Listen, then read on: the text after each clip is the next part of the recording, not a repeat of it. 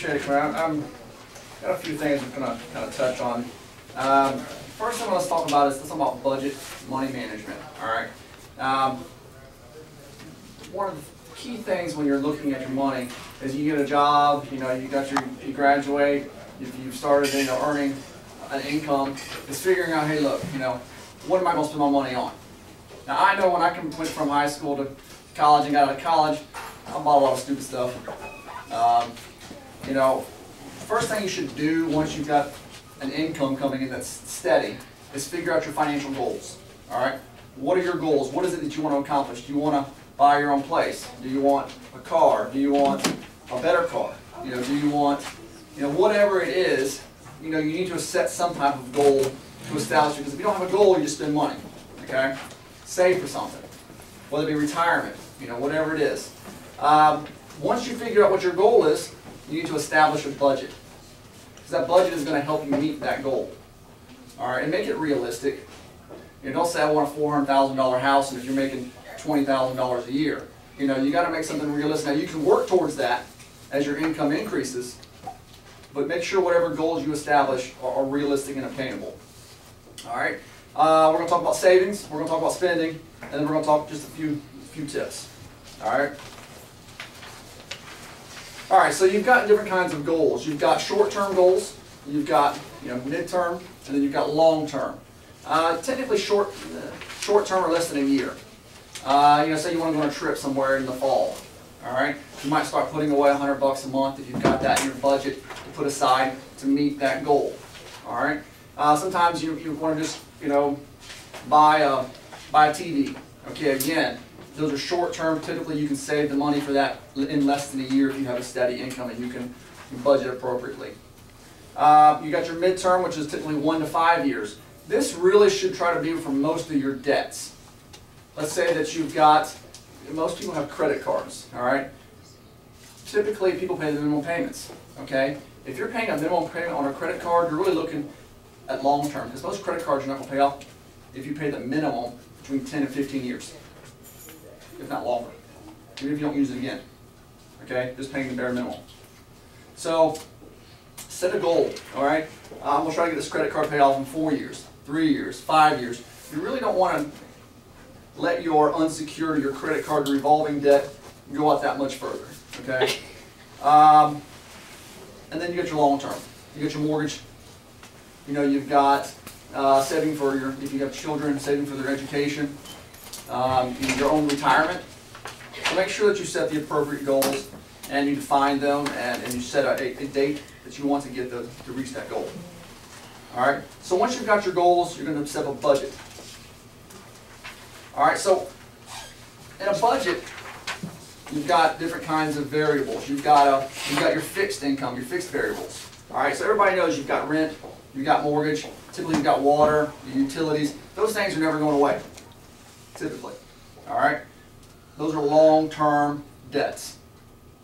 Now you have some variables, going out to eat, your entertainment, whatever you're buying frivolously. Those type of things can be adjusted based on your budget. Okay, if you look, hey, I'm overspending this month, what things can I get rid of? Well, you can't get rid of the fixed. So then you start adjusting the variables. All right? After that, you've got to determine your income. Okay, what kind of income do you have coming in? Whether it's pay income,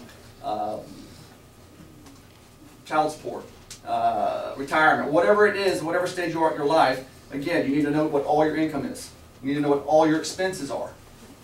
All right. One of the biggest problems that I get when I see in my office is people come in to see me and say, "Hey, look, where'd all my money go? Well, did you keep a check register? Did you write down where you spent your money?" Well, no. Well, then it's kind of hard for me to tell you where your money went, or for you to know where your money went, if you're not keeping track of it yourself. So if you spend money, at least know what you spent and where you spent it at. Okay? One of the worst things that you can do is buy something like food on a credit card. And the reason I say that is because let's say that going out to a movie and maybe dinner or whatever, let's say it runs 60, 70 bucks. $50. You can't go to a movie now for less than 30 just for the movie itself for 2 people. All right, so you go there, you do that, you got 60 bucks. Well, let's say it takes you, you do it this week. Well, 3 weeks later, you're like, well, I'm going to go out again. and all of a sudden that 60 turns into 100, and you pay 25. And you do it again, and that turns into 200, you know, and over time that keeps going up, and then eventually you're going to get a credit card balance of $3,000 or $4,000, and you're like, I don't have a new couch, I don't have a new TV, what did I spend this money on? Because you don't have a fixed asset, you do not have something you can see. So if you're going to use your credit card and purchase something, typically I recommend people buy something they can actually see and touch, and, you know, not something that they eat or that they just spend on entertainment, because again, you're going to wonder eventually where all that money went to. All right. All right. So, I mean, in your handout, there's some budgeting guidelines. I mean, these are ideal. I don't know that they're necessarily, you know, realistic. You know, you got your house, you've got, you know, other debt, savings, and so forth. You know, typically, most people, I tell you, look, stay under 35% for your housing payment, your rent payment, whatever it is. So if you're making, you know, $3,000 you know, a month, don't spend more than $1,000 on your mortgage. It's just an example. Because again, with that mortgage, you probably have a car payment, your electric, your internet, your cell phones, your food. You know, if you have more than just you at the house. I mean, again, it all adds up quickly. So try not to spend more than 35%. Make sure that you try to put at least 10%, again, ideally, into a savings account. Pay yourself first. Okay? If you're not paying yourself first, you're going to regret it later on in life. All right? Whether you're, you know, a 401k, or if you work for the state, you can get a retirement of some sort again. But again, you have to make sure, right now you think, well, I need that check to live on. I need that money to live on right now. Well, you can probably do without a little bit to put aside something for the future. Because when you hit that, you know, retirement age, and you're working until you're 75 to 80 years old because you didn't put money aside when you were, you know, 20, 22, 23, 24, 25, you're going to regret that. That's one of the biggest regrets I hear from some of the older people that come in to see me and they're still working is, I just wish I had started saving earlier.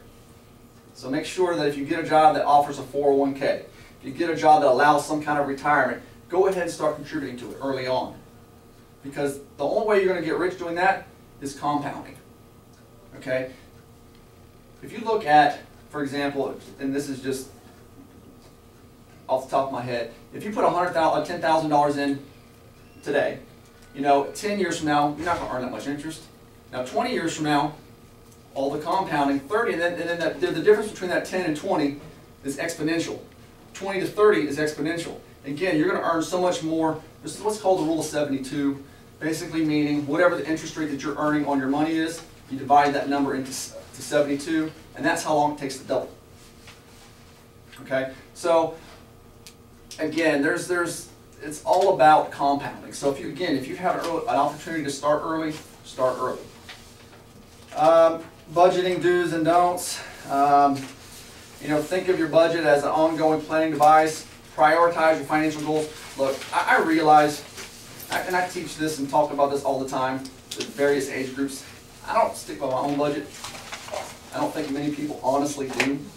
They'll keep track and they'll see what they have at the end of the month and they'll spend it sometimes, or they'll just spend it as they need it. And you know, if you're in a decent situation, you have that option. But if you're living paycheck to paycheck, sometimes you don't have that option. But whatever it is, if you establish a goal, you need to make sure you go back and look at that goal or think about that goal fairly often, because otherwise, other things are going to crop up that set aside that put that goal on a lower podium.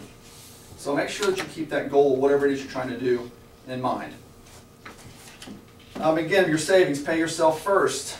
You know, this thing says set aside 10 to 15% of your paycheck. It's a lot of money for some people. You know, just say you're making $1,000, setting aside $100 of it is a lot of money. Set aside what you can. Ideally, 10 to 15%. Okay. You know, how can I save? Again, you can set up savings accounts through any financial institution, or you can set up something through your employer if you got a 401k or something of that nature. I'm sorry. All right, did you know that the average person spends 3 times a day? Spends money 3 times a day. They might go get gas, they might go to the grocery store and buy something, they might go get a soda out of a machine. 3 times a day the average person spends money. It adds up. I mean, 7 days a week, you're spending money 21 times in a week. That's a lot of spending. And if you're not keeping up with it, you don't know where it's going. All right? Put aside every coin you touch usually results in a savings of about $50 a month. A $5 sandwich is usually less than $1 worth of ingredients. If you're going out to eat at Subway, man, you should just make a sandwich at home if you can. Save yourself a lot of money. You purchased a soda every day for 1 year. You went out to eat 3 times a week for 1 year. If you purchased a soda at 75 cents, you would spend $275 a year, roughly, just buying a soda every day. If it cost you $8 every time you ate out, it would be over about $1,250 a year eating out 3 times a week for $8 each time. All right, that's money you can use towards going, towards a goal. A few tips. Again, whatever it is, be realistic.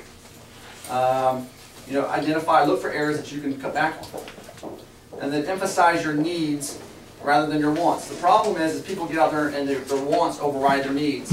They start looking at this new car or this new thing, and then they forget to pay their house. They forget to pay their car. They don't pay their electricity, and all of a sudden the electricity is off.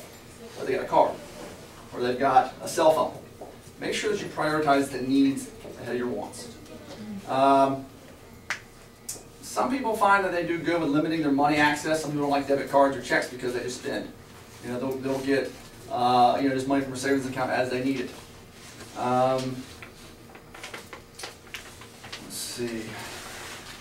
All right. So again, with money management, there's nothing that anybody can tell you or say to you that's going to make you do it. It's got to be something that you want to do.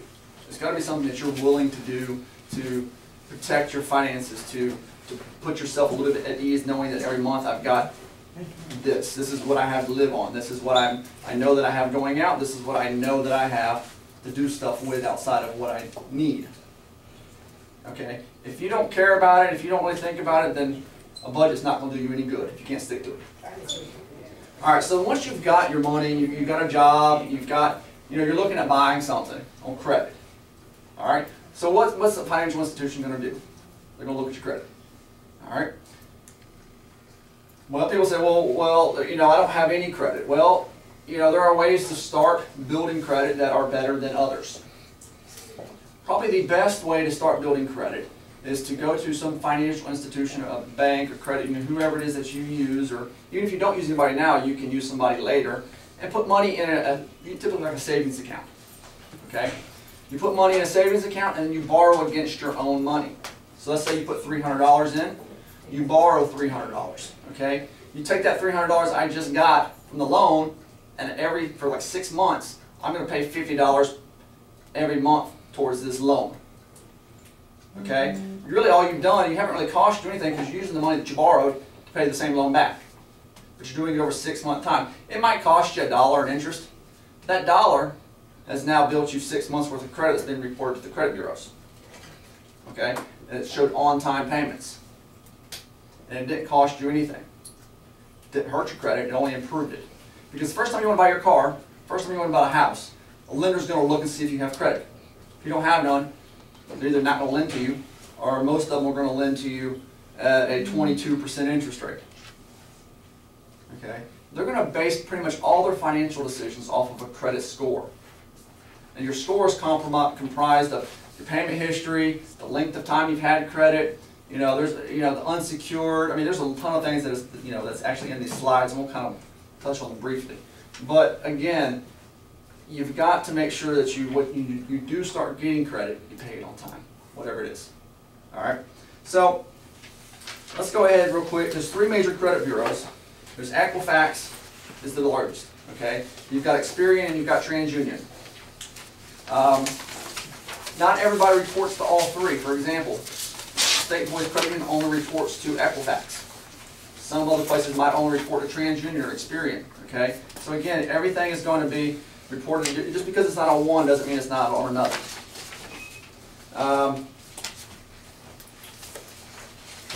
On your credit report, there's a lot of personal information. There's, where you worked, your date of birth, your Social Security number.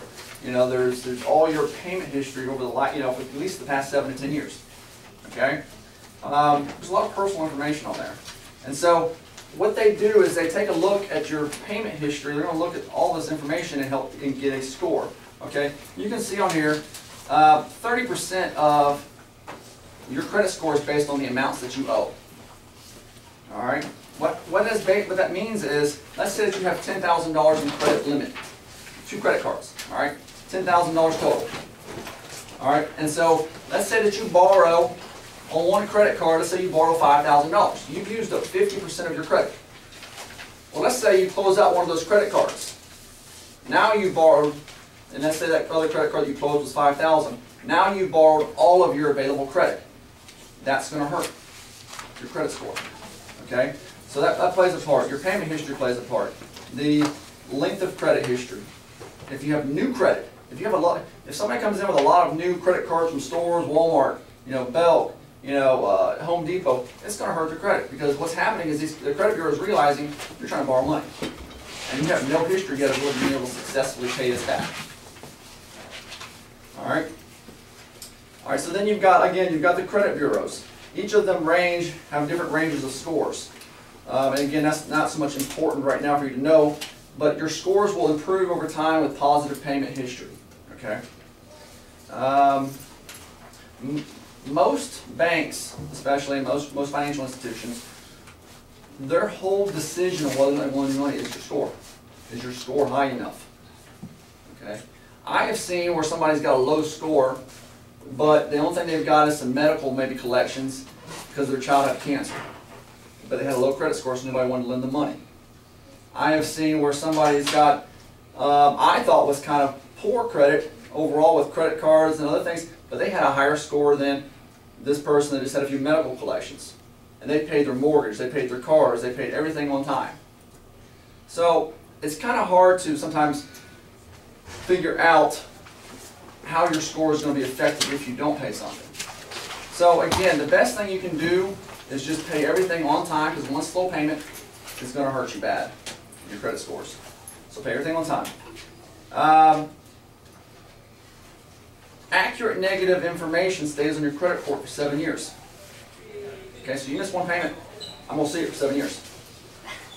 Bankruptcy is 10 years.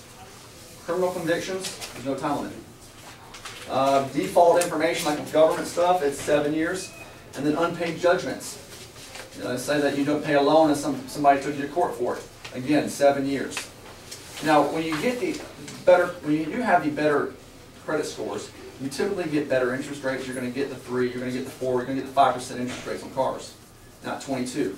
There's a huge difference between paying 5% on a car and 22% on the car. The same $15,000 car loan might run you, let's just say $270 a month on a 5% interest. With at 22%, you're looking at closer to $400. All right, that's just the difference of interest. So you got to be very conscientious when you start borrowing to pay it back on time. If you happen to look at your credit and you see something is wrong, you can dispute it. You can contact the credit bureaus and dispute it. All right, so if you do see something wrong, don't think there's nothing you can do. You can try to fix it. If you already have a bad credit, what can you do to fix it? You can start repairing it by making your payments on time. You can try paying off these old debts as you can. Okay. Again, it's just going to take time to fix it, because you can take 6 months and really blow 7 years worth of credit score. Right? I see people lose their jobs. There's 3 or 4 months where they don't have any income coming in. But they had perfect credit beforehand. The 3 or 4 months it ruins their credit, and then once they start back working, it just takes time now for them to rebuild that credit. Okay. Keep your card balance as low as you can on your credit cards. Again, I know we talked about that. They really touch on credit cards, because credit cards are what get so many young people in trouble. You get through 2 or 3 or 4, and some of them are going to have annual fees, and they're going to have and you're not even going to know it's going to have an annual fee. And all of a sudden there's a balance on it you didn't know to make. You're supposed to make a payment, because they charged you $75 just to have the credit card. You didn't check your statement, and now all of a sudden your credit's ruined because you had a balance on that credit card you didn't know anything about. So if you apply for a credit card, check and read the fine print to see if there is an annual fee. Check to see if there is a fee for late payments. You might have borrowed $25 at a store, and you paid $25 on your payment thinking it's paid off in $26, thought it was paid in full, not realizing they charge you $30 for late, and you don't make another payment. You don't look at your statement again. Again, you can ruin your credit by not looking at your statements, by not being aware of your credit cards.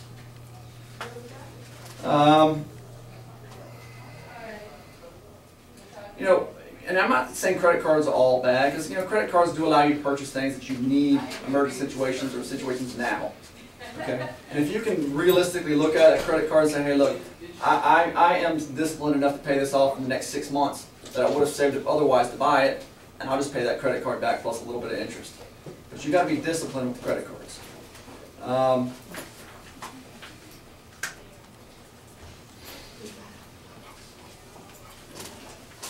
They changed recently. If you're underage, under 21, you must prove that now that you can make a payment, or you need a cosigner. Before, when I was 18 or something in college, they had like little booths, credit card booths set up at the little, when I was walking through the college campus, and they would give me a credit card right there, as far as signed up for one.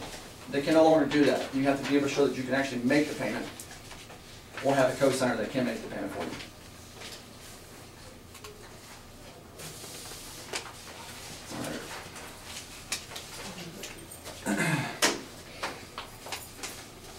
There's another handout here. Again, this just kind of summarizes. You don't have to look at it now. It just kind of summarizes what we've went over.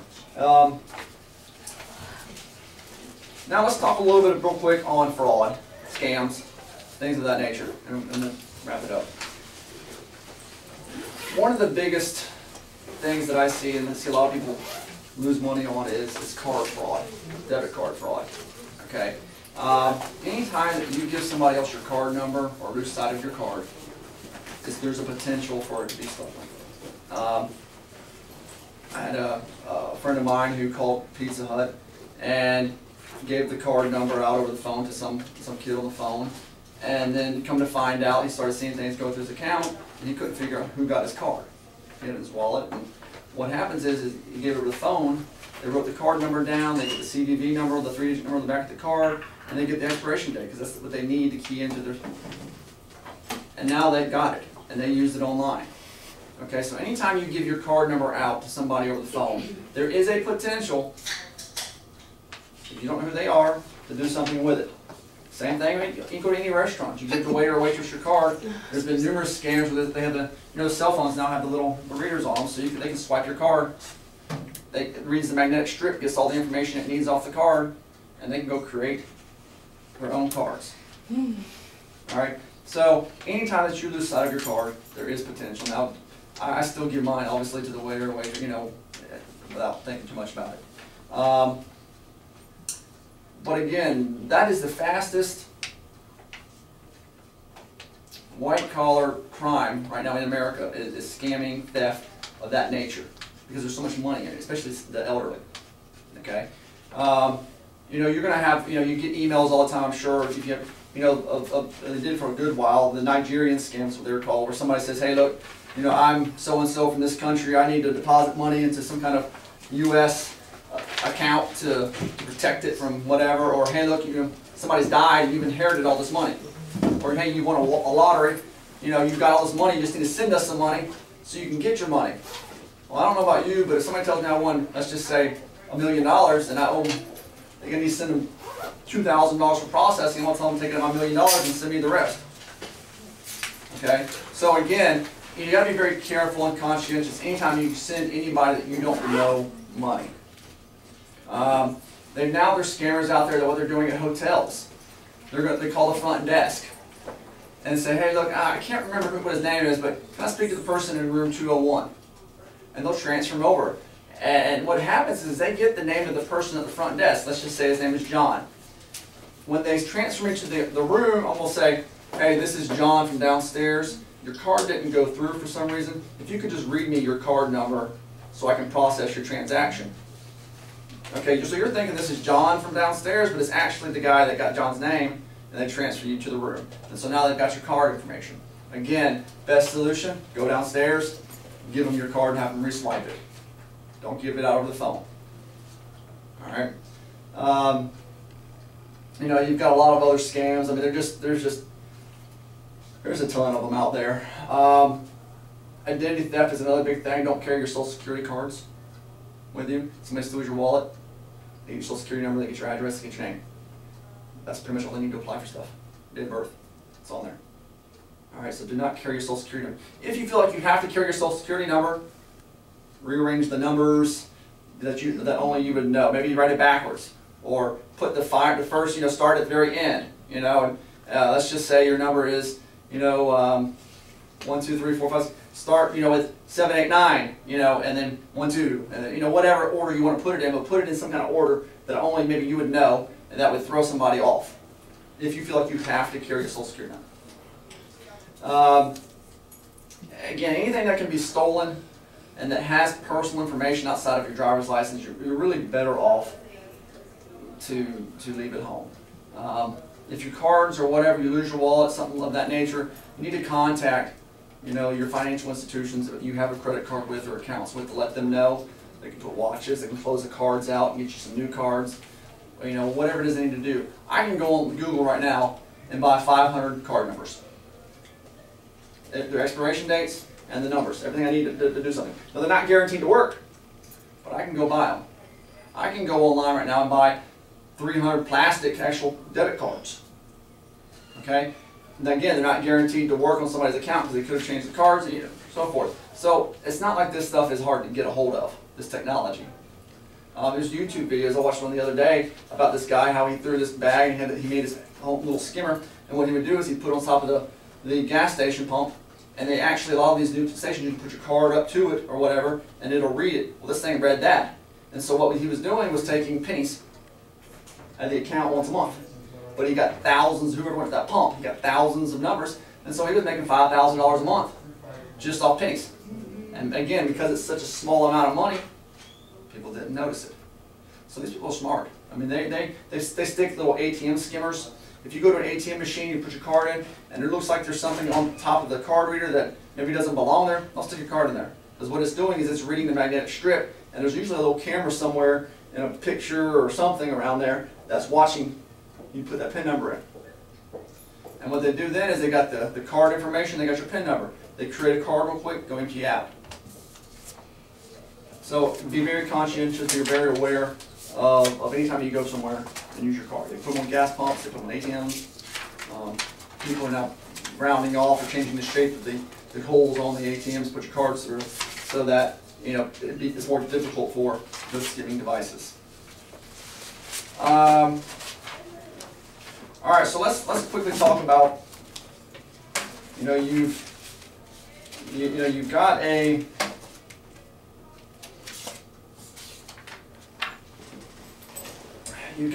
house. Let's say you're renting somewhere, all right?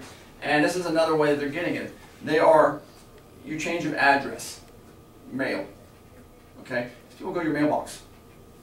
It doesn't really happen here, but it has happened a couple times here that I'm aware of. They go to your mailbox, they go inside your mailbox, open your statements. You go like, well, I didn't get my statement this month. And come to find out, a person had gone to their mailbox, took their statement out.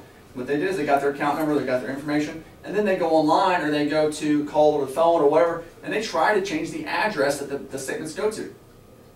And then what they do is once they get that address changed, they then start spending your money because you're not looking at your statements, because their statements are going to your house, this new person's house.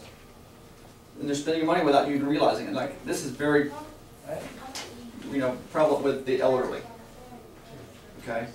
So again, you just need to be, ultimately with all this stuff, you just need to be aware of what you're doing with your money. Whether it be spending, whether it be saving, whether it be budgeting, whatever it is, be aware, be conscientious. Do not let money leave your accounts, do not let money leave your hands or anything without you knowing where it is going and having it, accountability for it, knowing where it's going, writing it down. All right. It's a lot of information. There's plenty of handouts taken with you, throw them away, whatever it is you want to do with them. Any questions on any of this information? No, but I do appreciate you saying the annual fee, because I have a lot of credit cards I have not purchased anything on, and that kind of did help me, so thank you for that. No problem, I'll be checking today. All right. I had a question about we were talking about the credit cards, and like in a motel or a hotel. Is it true that when they give you the card to swipe the door to unlock it and all that, that they have all your information on that strip? Do you know? I have not heard that, but some do, because some hotels, when you go buy something, they say give me your card number, your room key number. You just give them your card, your room key. And they swipe on the room key, and then that registers to whatever card they have on file, the account that they have on file. So yes, some do. Most don't. If you go to a Holiday Inn, they give you one of those things, you're probably not going to run into the situation where they've got all your information on. But if you go to some of the nicer hotels where they say, hey look, for example, Disney World. You go to Disney World, they say you don't need your debit card, they give you these little bracelets or whatever. And you go touch the bracelet, and that money comes right out of your account like that. So they got your information similarly at some of the hotels and so forth. You know, but most of your hotels aren't going to have all of your information on that unless they utilize that for something else. Okay. Anything else? You guys, for example, you guys look mostly, I've seen on your website, like you guys look as for the FICO score. If you guys want to give like loans, depending again on the person's payment history, what cutoff line do you guys look at? Don't have one. The state employees credit union does not. Now, other financial institutions do. Okay. And that's the reason when I talked about it, I didn't really direct it towards us versus financial institutions in general. 99% of the financial institutions have a credit score kind of cutoff. Okay. Or they have the tiers. If you have a Beacon score of 740 to whatever, you get this kind of interest rate. If you go 740 to 710, it's this interest rate. Well, you know, and then if you get below this, we're not doing it, period. Well, state employees credit union does not have that. We actually look at everything case, like I said for the earlier, an example was I had a member come in that had perfect credit, except they had medical collections. The medical collections hurt their credit score. All right, well, but their child had cancer. So I'm not going to necessarily beat them up and give, you know, because they can't afford to pay $40,000 in medical bills, you know, but they paid their mortgage, their house, you know, their car, everything else on time during all of this. So they just couldn't pay $40,000. I'm not going to let that affect my lending decision. So the state employees credit union has the, you know, we can overlook certain things. So no, we don't have a score then. But most lenders really, if you really want to get a decent score, you have to have a 700 plus Beacon score. Usually 730, 740 plus to get their best rates. Any other questions? All right. Well, thank you all for having me. I enjoyed it. Thank you so much. Thank you so much. Appreciate it. for coming Yep. out. Very informative. Yeah. Yeah.